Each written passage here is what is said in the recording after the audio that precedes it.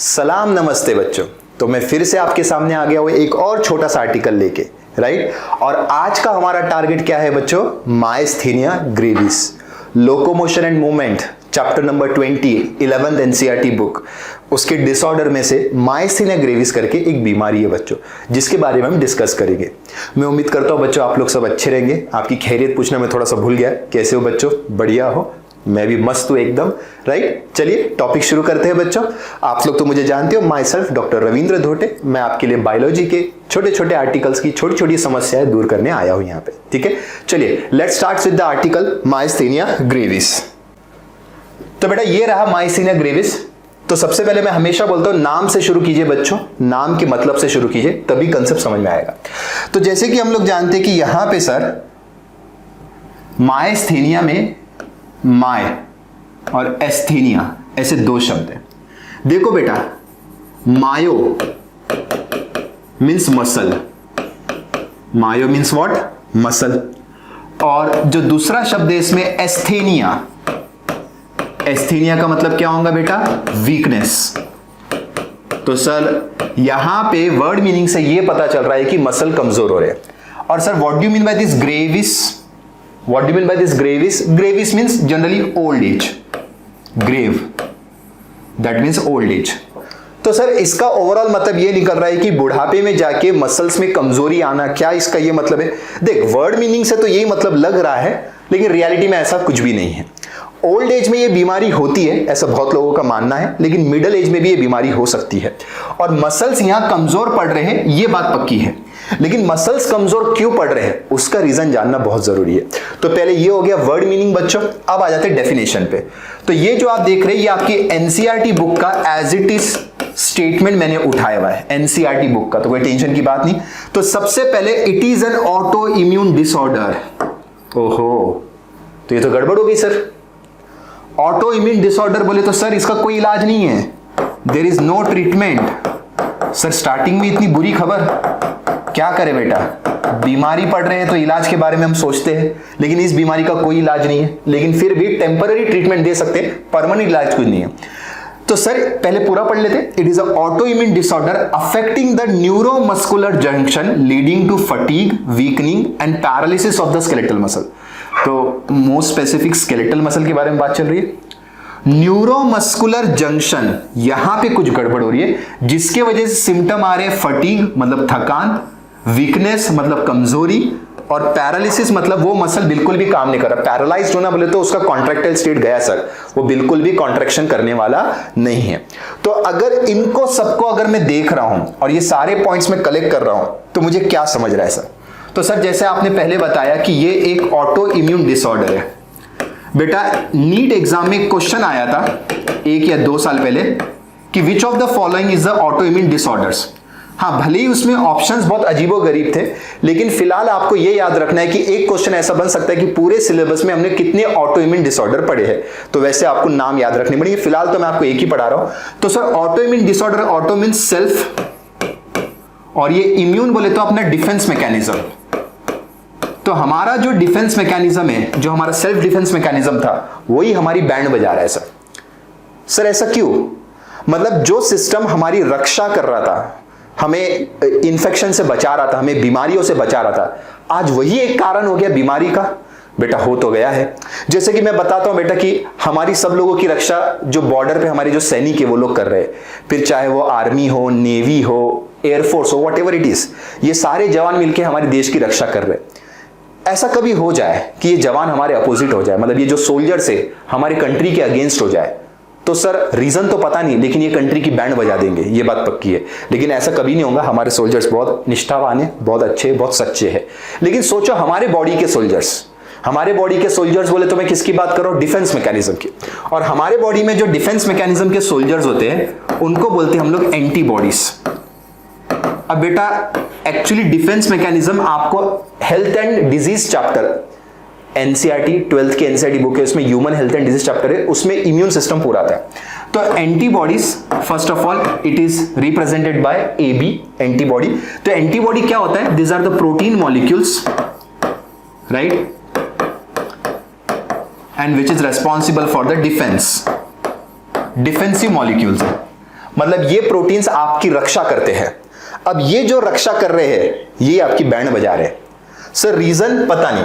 कोई भी auto immune disorder में हमेशा ये पूछा जाता है कि ऐसा क्यों हो रहा है, तो उधर लिख दिया जाता है कि रीजन इज अननोन, कि मतलब ये जो मायस्थीनिया ग्रेविस है ये ऑटो इम्यून डिसऑर्डर है, लेकिन इसका रीजन पता नहीं कि हमारे एंटीबॉडीज, हमारे जो डिफेंसिव प्रोटीन मॉलिक्यूल्स है वो हमारे खिलाफ क्यों है। हेल्थ एंड डिजीज चैप्टर में आपको एंटीबॉडी का पूरा स्ट्रक्चर है, एंटीबॉडी के टाइप्स है, मतलब वहां पे डिटेल में दिया हुआ है। फिलहाल मैंने एक सिंगल लाइन में डेफिनेशन बना के समझा दिया बेटा, तो आप लोग इसको ध्यान में रखेंगे। तो यहां तक क्लियर है, antibodies, protein molecule, defensive molecules, clear है बच्चों। अब सर आपने बोला कि ये एंटीबॉडीज हमारे खिलाफ हो चुकी है, तो ऐसा क्या कर रहे हैं सर। ये एंटीबॉडीज जनरली जो न्यूरोमस्कुलर जंक्शन है,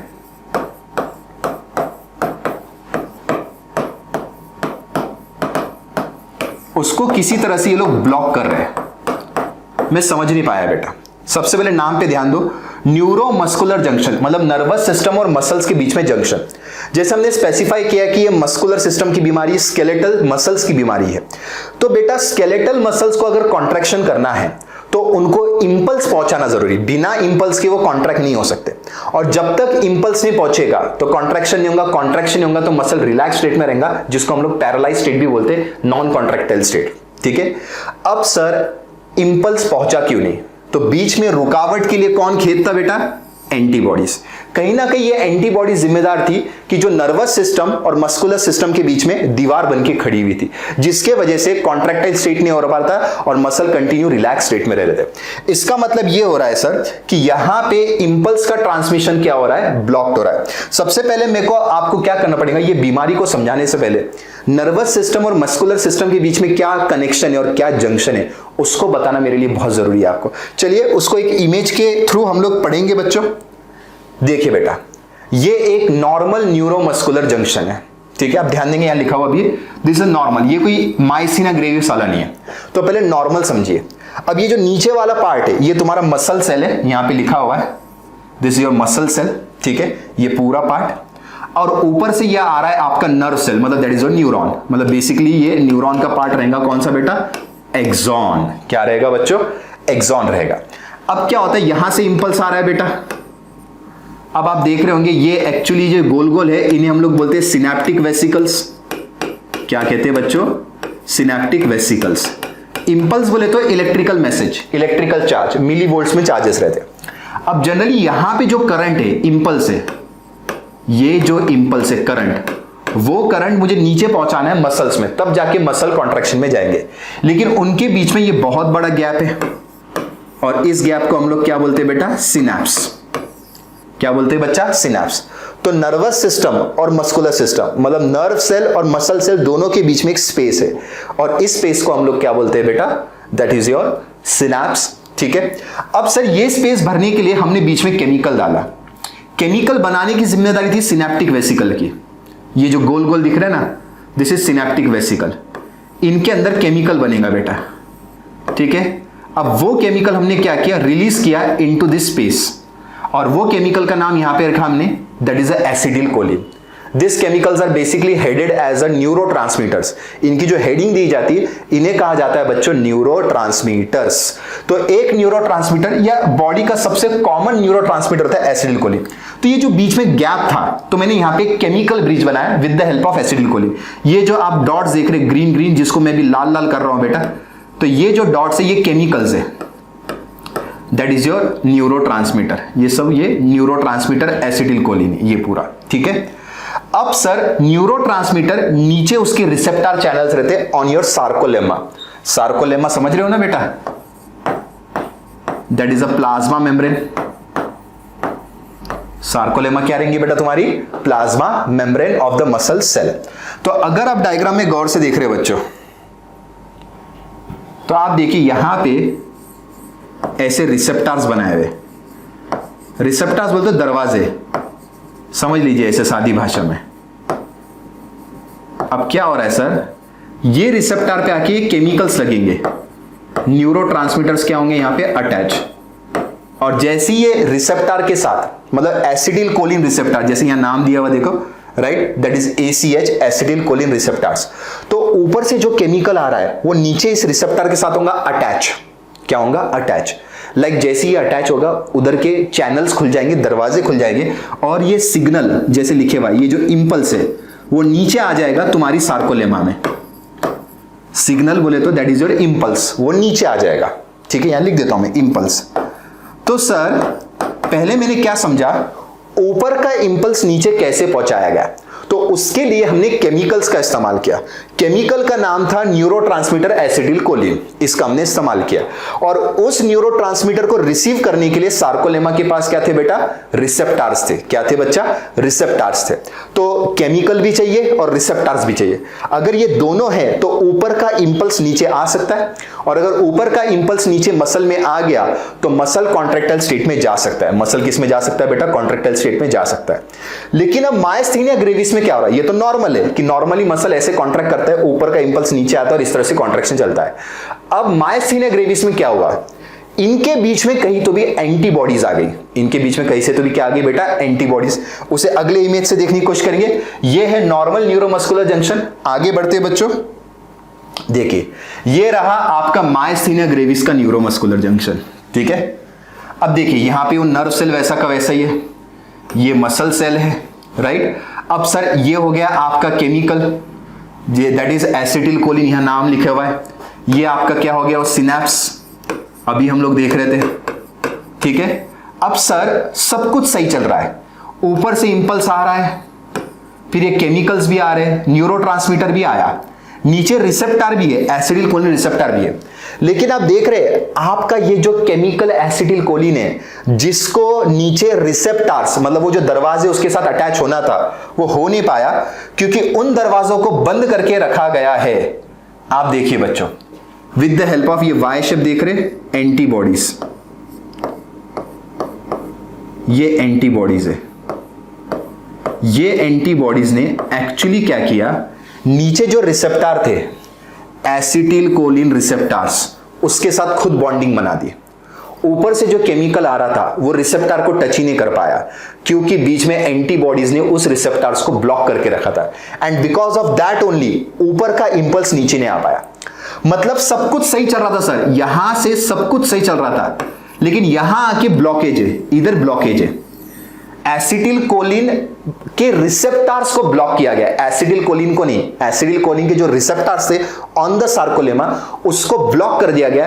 एंटीबॉडीज उसके ऊपर आके लग गई, जिसके वजह से ऊपर का कितना भी केमिकल आ रहा है तो नीचे के रिसेप्टर्स के साथ संपर्क नहीं बना पा रहा है, जिसके वजह से ऊपर का इंपल्स नीचे ट्रांसफर नहीं हो पा रहा है, और नीचे का सेल कभी भी कॉन्ट्रैक्ट नहीं होगा। जब तक इंपल्स नहीं आएगा तो स्केलेटल मसल सेल कॉन्ट्रैक्शन में जाएगा नहीं। तो यहां तक बात समझ में आ गई बच्चों। तो अपन अभी कुछ पॉइंट्स बना लेते। क्या हो गया यहां पे,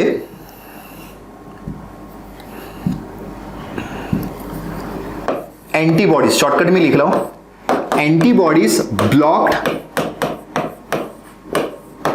ACH, ACH का मतलब है एसिटिलकोलिन, उसके receptors. Antibody blocks the acetylcholine receptors, जिसके वजह से there is no impulse transmission, no impulse transmission on skeletal muscles. अब स्केलेटल मसल्स पे अगर इंपल्स का ट्रांसमिशन हुआ ही नहीं बच्चों, ठीक है, सो वहां पे कॉन्ट्रैक्शन होगा क्या, नहीं। So that will lead to no contraction of muscles. अब मसल्स अगर कॉन्ट्रैक्ट नहीं हो रहे तो मसल कौन से स्टेट में रहेंगे बेटा, रिलैक्स स्टेट में रहेंगे। तो ये चीज आपको समझ में आई कि सर एसिटिलकोलिन रिसेप्टर्स को ब्लॉक किया गया एंटीबॉडीज ने, जिसकी वजह से इंपल्स का ट्रांसमिशन नहीं हुआ और जिसकी वजह से कॉन्ट्रैक्शन भी नहीं हुआ। अब आप कितना भी चाह रहे तो आपके मसल वो कंपलसरी रिलैक्स स्टेट में, कौन से स्टेट में बच्चों, रिलैक्स स्टेट में है। सर मायस्थीनिया ग्रेविस पूरे बॉडी में कौन से मसल्स पे होता है, तो ज्यादा दूर मत जाओ बेटा, वो चेहरे के मसल्स पे होता है, फेशियल, इस पे आपको फोकस करना है। तो इतने पॉइंट्स आप बना लीजिए बच्चों, इसका एक स्क्रीनशॉट ले लीजिए, बढ़िया सा।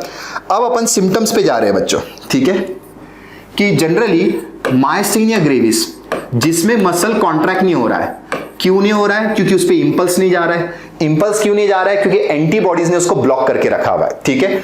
तो सबसे ज्यादा ये आपके आंखों के मसल्स, आईलिड्स। अभी तुम्हारी आंखें खुली बेटा, आंखें खोलो ऐसे, खुली है। आंखें खोलते समय अपर आईलिड मूव करती है, लोअर आईलिड इज कांस्टेंट, हमेशा फोकस करना। एक काम करो, आंखें बंद करो खोलो, बंद करो खोलो। ऊपर की आईलिड ऊपर नीचे हो रही है, नीचे की आईलिड कांस्टेंट है। अब तुम्हारी अपर आईलिड में माइस्थीनिया ग्रेविस हो गया, मतलब एक आंख में तुम्हारे माइस्थीनिया ग्रेविस हो गया अपर आईलिड में। अब तुम्हारी एक आंख तो खुल रही है लेकिन दूसरी आंख खुल ही नहीं पा रही। आप कोशिश भी कर रहे तो खुल नहीं पा रही क्योंकि उसको इंपल्स ट्रांसमिशन नहीं हो रहा है और वो रिलैक्स स्टेट में उसकी आईलिड। मतलब आप ऐसे देख रहे हो, सोचो दोनों आंख में होगा तो ऐसे देख रहे हो, लेकिन ज्यादातर एक आंख में होता है। बेटा वो आंख नहीं मार रहा है, उसकी एक आंख में अपर आईलिड में क्या हो गया, माइस्थीनिया ग्रेविस, जिसकी वजह से उसकी एक आंख खुल रही है, एक आंख नहीं खुल रही। Who is the best example of this? सोचो सोचो सोचो, आप जानते हो बेटा कि जिसकी एक आंख ऐसी बंद है, बहुत फेमस पर्सनैलिटी है। ध्यान आ रहा है कुछ? एक आंख ऐसी है और ऐसा ऐसा, क्लियर? अरे रामदेव बाबा, माननीय रामदेव बाबा जी, योग गुरु, उनकी एक आंख ऐसी क्यों है? क्योंकि उनकी एक आंख में माइस्थीनिया ग्रेविस है। योगा से भी दूर नहीं हो पाया बेटा, क्योंकि इस बीमारी का कोई इलाज नहीं है। हाँ, टेम्पररी आप गोलियां खा खा के एंटीबॉडीज को दूर कर सकते हो और इंपल्स ट्रांसमिशन करा के फिर से आंख खोल सकते हो, लेकिन दिन भर में आपको बहुत सारी गोलियां खानी पड़ेंगी, विच इज नॉट पॉसिबल बेटा।